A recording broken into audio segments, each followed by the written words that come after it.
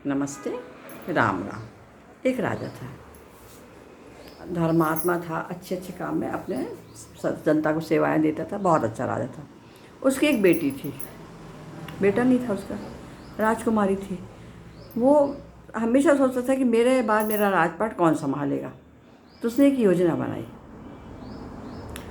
पहले तो होता था भाई राज्यों से जाओ, राजकुमारों को ढूंढो, शादी करो। और सोचे यदि अपन दूसरे राज्यों के राजकुमारों को लाते हैं तो वो तो बेटी को वहाँ जाना पड़ेगा, तो ऐसा कोई व्यक्ति मिले जो यहाँ रहे, हमारे राज्य में रहे और राजपाट संभाले। तो उसने एक योजना बनाई।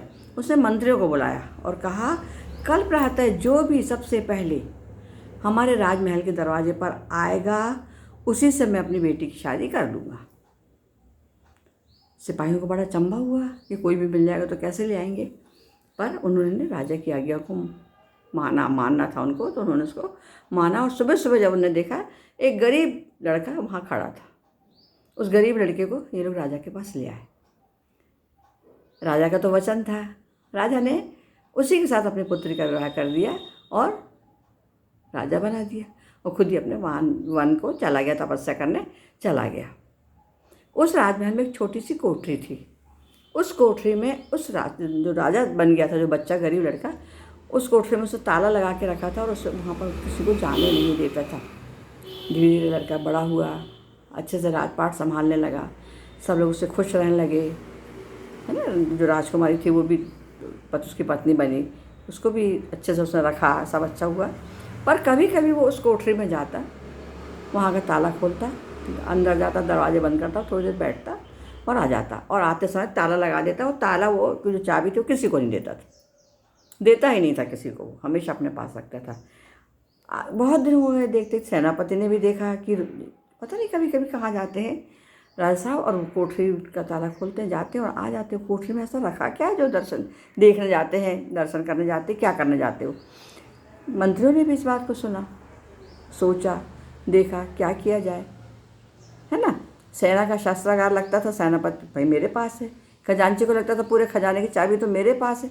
फिर आकर उस कोठरी में क्या है जो राजा साहब रोज जाते हैं और वहाँ ताला लगा के जाते, ताला लगा के आते हैं, मतलब उसको कभी खोलने ही नहीं देते। एक दिन एक मंत्री ने आगे बढ़ के पूछ लिया, वहाँ आप जाते क्या हैं, जाते क्यों हैं, क्या रखा है वहाँ आपका। राजा ने कहा, तुम अपना काम करो, तुम मुझसे क्या मतलब, मैं अपना काम कर रहा हूँ। पर धीरे धीरे बात जब बढ़ती चली गई और रानी तक पहुँची, तो रानी को भी लगा कि आखिर उस कोठरी में ऐसा है क्या जो राजा साहब वहाँ जाते हैं, कभी कभी बैठते हैं और फिर आ जाते हैं और चाबी किसी को देते नहीं हैं। तो रानी ने भी जिद करी कि नहीं, मुझे तो देखना है इस कोठरी में क्या है, ऐसी क्या चीज़ जिसको आप मुझसे छुपा रहे हो। तो राजा रानी को वहाँ ले गया, दरवाज़ा खोला तो उसने देखा वहाँ पर राजा के, वो चूँकि गरीब लड़का था, वो तो राजा के पुराने कपड़े रखे हुए थे। उसे देखकर रानी को बड़ा चंभा हुआ, बाकी लोग भी देख के रह गए। सबने पूछा आखिर क्यों, ऐसा क्यों कर रहे हो। राजा बोले, मेरा तो सब कुछ यही है, ये राजपाट तो रानी का है, तुम्हारा है, तुम्हारा दियो मेरे पास है। यदि मैं घमंड करने लगूँ, या मुझे थोड़ा घमंड आ जाता है, या मैं गर्वित होने लगता, अरे मैं तो राजा हूँ, तो मैं ज़रूर आकर इस कोठरी में बैठता हूँ और देखता हूँ कि नहीं, मैं नहीं हूँ, राजा नहीं हूँ, मैं तो एक गरीब लड़का था जो संयोग से या राजा के कहने से, राजा के वचन के अनुसार मैं राजा बन गया हूँ। तो मैं उनको धन्यवाद देता हूँ और मैं अपने दिनों को भी याद रखता हूँ, ताकि मुझे कभी घमंड ना आए और मैं हमेशा अच्छे काम ही करता रहूँ। मुझे कभी ऐसा ना लगे कि मैं राजा बन गया हूँ तो अपने मन की करूँ। तो इस कहानी से ये शिक्षा मिलती है कि हमें अपने दिन नहीं भूलना चाहिए, अपने दिन हमेशा याद रखें।